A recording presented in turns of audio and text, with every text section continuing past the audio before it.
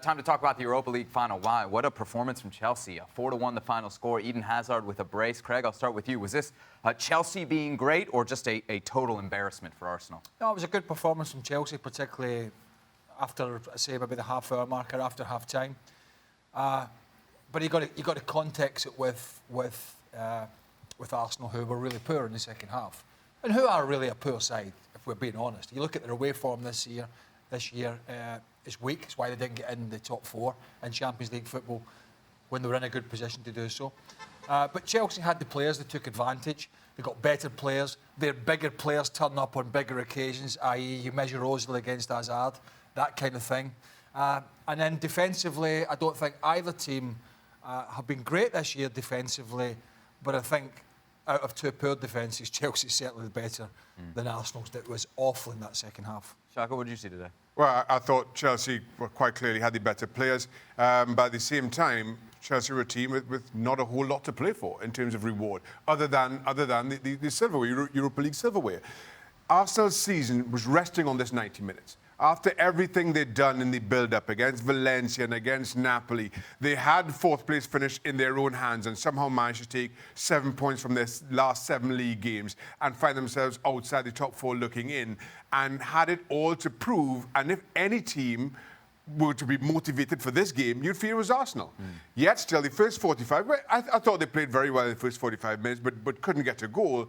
And then after that, once Olivier Giroud grabs a goal, it was what we've seen of Arsenal of the closing weeks of the season. A team that lacked any real fight, lacked any real spine, and in the end, it was an embarrassment at the hands of Chelsea, who came into this with all sorts of problems off the field. And yet still, they walk away quite simply with a whole lot more to celebrate and leaving you scratching your heads with this Arsenal team. Lacazette, Aubameyang, Ozil, all in the starting lineup. And yet outside of that kind of one moment of brilliance from Alex Iwobi, Arsenal toothless in the second half. What happened? Yeah, second half you could see they were all over the place. I think, Chelsea was able to find an out ball. They were able to relieve pressure. And Arsenal weren't able to actually defend against that. To me, this was more about when you talk about their front three. Ozil, pretty much anonymous throughout, I thought. But in the beginning, in the first 20 minutes, Arsenal did a good job of moving Chelsea around and actually catching Azpilicueta in too far. So that left side opened up for him. There was plenty of opportunities. One was a through ball.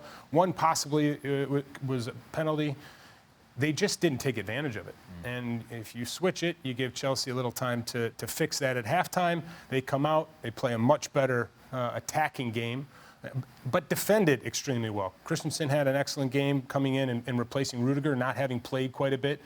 They didn't seem out of sorts like Arsenal did. Arsenal? Look, worth a hammer.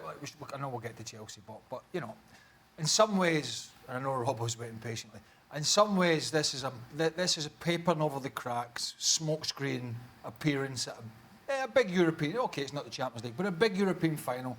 And we know Chelsea have their own issues with transfer bans and managers and players possibly leaving. But let's just look at Arsenal here, who at the moment, and have been for a while, are on the road to nowhere, right? As an ownership, as a structure, as signing policy, as current players, as a squad, it's a club that has got to a European final, and I'll credit them for that. It doesn't say much for some of the teams that they beat, like Valencia and Napoli, by the way. But they got to the cup final, and how the hell they got there, I don't know. Because it's a club that, if it finishes 4th or 5th in the Premier League over the next few years, then that's going to be good enough, I think, because it hasn't got the players. The manager can't go without any criticism, but it really goes a lot deeper than that. And it's been rotting away since the overstay of Arsene Wenger, since the ownership of Stan Kroenke, and since the signing policies of people with, short-term views. And really and truly, if I was an Arsenal fan, I would be extremely worried about my competitiveness domestically, in particular, in the next 5 years, in their current format. Let's bring in Stewart Robson. Robbo, correct me if I'm wrong. I believe on yesterday's show you said that this would very much come down to Unai Emery's approach. Did he get it wrong, or did his players let him down tonight? I thought he started the game quite well. I thought he got his tactics right. His system was better than Chelsea's system. And Brian mentioned it. The two centre forwards for Arsenal occupied the four defenders for Chelsea. Azpilicueta was too narrow. Emerson was too narrow at times, and it allowed Kolasinac the freedom of the park in that first half. He didn't make the most of it, and then Chelsea, having scored the first goal, then had better quality players. They had better movement in the front areas. Giroud, I thought, was really poor in the first half. Suddenly scores a goal. His movement was better. Hazard then links up with him. Kovacic looked a better player. Jorginho started to run the game, which you expect him to do when Ozil's not really defending against him. So I think Chelsea played well in the second half, but it summed up Arsenal's season when they capitulated and they made the wrong decisions defensively once they went one goal down. Their spirit went away from them. Torreira crying at the end of the game when he was taken off. That's not a player that you want to be making sure you're disciplined and alert and making sure you get back in the game. He's crying when being taken off, and they've lost the final. It wasn't good enough from Arsenal in the second half, although they started well. Maybe you're taking your star player off in a major cup final, for no matter the score. Your attacking player for youngsters is an admission of where you think you are as a club and as a squad, and where he thinks he needs to go. Now, he's not going to get backed. They won't back Unai Emery. They'll give him a few quid, but not anything to compete with the big boys. They'll give him a token gesture, and it's not all it's not all his. Of course, it's not all his fault. He said what is it? 2 transfer windows, one in January. Not that anybody really buys players. However, we sat here and people will be out there saying, well, this has been no different than when Arsene Wenger was here. Well, yeah, I understand that, but is that where you level yourself at? Right. Because the fact that Arsene Wenger was there for so long and there was no structure put in place as everybody else was on the front foot means that they're already starting from a poor position. And, OK, I'm not judging it just on tonight.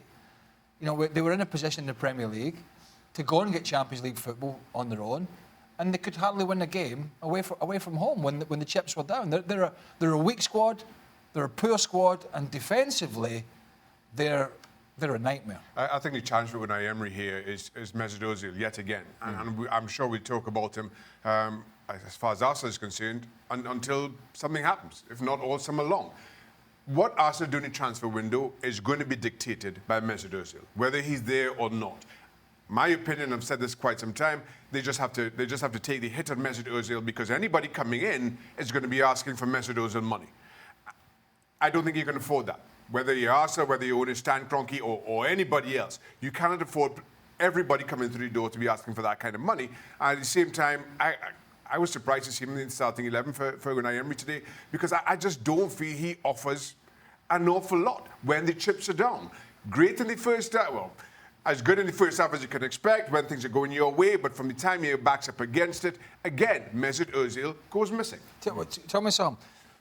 I didn't think Aubameyang was... that front two didn't really work tonight. I think Lacazette's been better than Aubameyang. But those two apart when they're on form, what other Arsenal player, and I include Ozil, what other Arsenal player are the top clubs going to come in and cherry pick? Is elite. What other players, Arsenal players, are the top clubs going to come in and say, I'll give you X amount for him? Let's ask Robbo. Robbo, is there a player that fits that description currently on the Arsenal roster? No, there was talk of Monreal at one point going to Barcelona, but he's not quite good enough. He played as the third centre-half, was taken off. You look at the centre-halves, they're not good enough. Socrates used to be a good player, but he's not quite so good these days.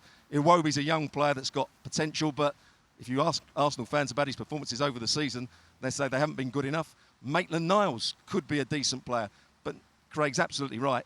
The big clubs aren't going to come in for any of Arsenal's players, apart from Aubameyang and Lacazette. And Ozil summed up his performances at Arsenal for a couple of years. He was off the pace, didn't do anything defensively, didn't do anything on the ball, was a liability for Arsenal tonight, and he allowed Jorginho, who I've always been critical of, to run the game at times. Wasn't good enough from Ozil, it wasn't good enough from most of the Arsenal team in that second half.